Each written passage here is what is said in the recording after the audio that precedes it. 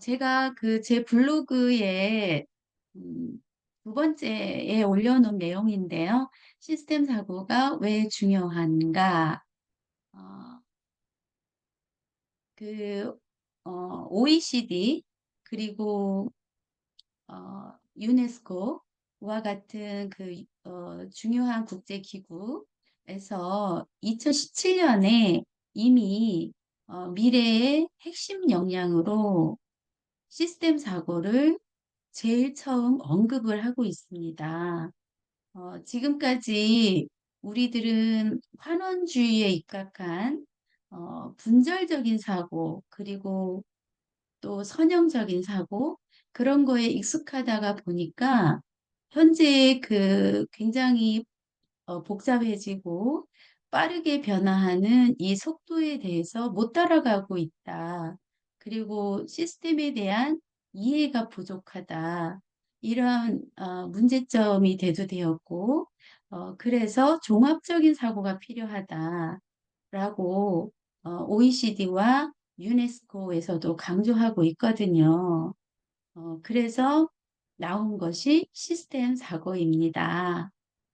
제가 평소에 굉장히 참고하고 있는 그 책을 소개를 드리자면, 음, 이 책인데요. 잘 안 보이시죠? 제목이 Thinking in Systems예요. 유명한 도넬라 메도우즈라는 분이 쓰신 책이거든요.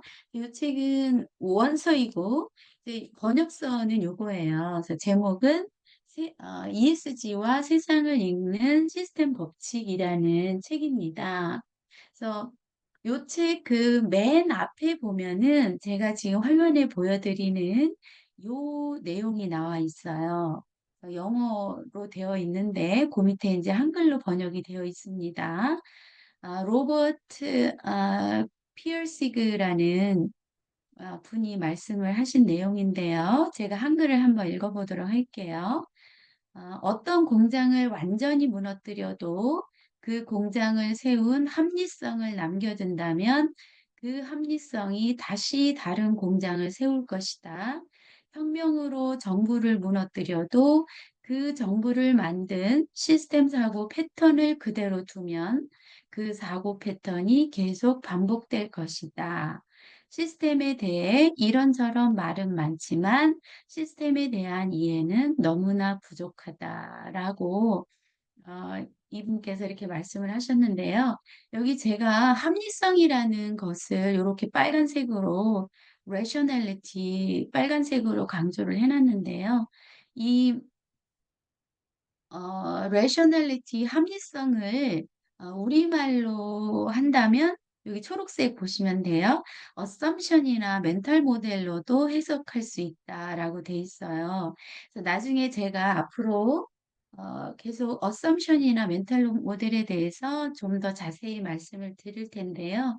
assumption은 우리말로 한다면 어떤 가정, 추측 이렇게 말씀을 할 수가 있고 멘탈 모델은 정신 모델인 거죠. 네. 그래서 많은 사람들이 기저에 깔려 있는 정신 모델이 바뀌지 않는다면 또다시 불합리한 시스템은 반복된다는 말로 해석할 수 있습니다. 그러면 어떻게 정신 모델을 바꾸는가? 메도즈 여사는 대중매체의 영향력을 아주 중요하게 평가했어요. 그런데 저는 초등학교에 근무하는 교사이기에 아이들에게 시스템을 바라볼 수 있는 안목을 키워주기 위한 교육 활동을 계획하고 실천하는 것을 목표로 하면서 앞으로 실천하는 모습을 여러분들과 공유해 보도록 하겠습니다. 네, 어, 그 제가 오늘 바깥에 외부에 외출 갔다가 지금 와서 부랴부랴 지금 녹화를 하고 있습니다.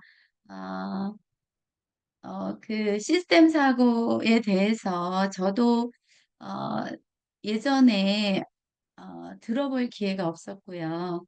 접한 지 이제 몇 년 되었거든요. 접하면 접할수록 시스템 사고력이 어, 앞으로 살아가는데 굉장히 중요하겠구나.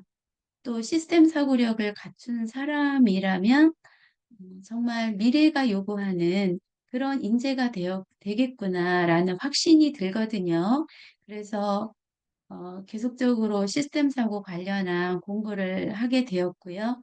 우리 그 리나쌤 이 TV를 구독해 주시는 분들께서도 기회가 있으면 시스템 사고 같이 공부해 보면 좋을 것 같습니다.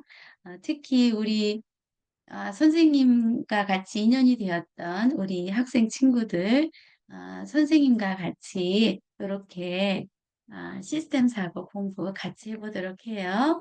자, 그러면 오늘은 여기까지 하고 시청해 주셔서 감사합니다. 안녕.